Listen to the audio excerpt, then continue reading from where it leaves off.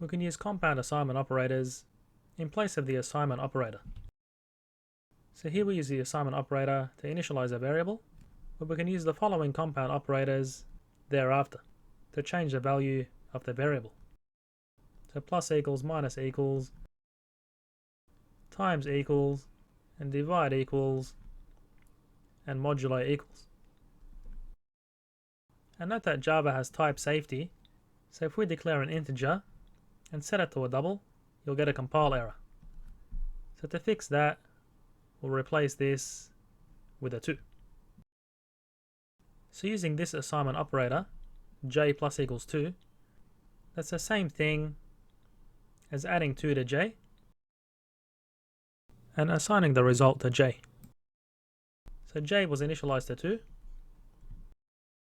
so we're basically adding 2 and assigning the result to j. And then using the divide by equals operator, we have j divided by 5, and then we set j equal to the result. So 4 divided by 5, which are two integers, are going to give 0.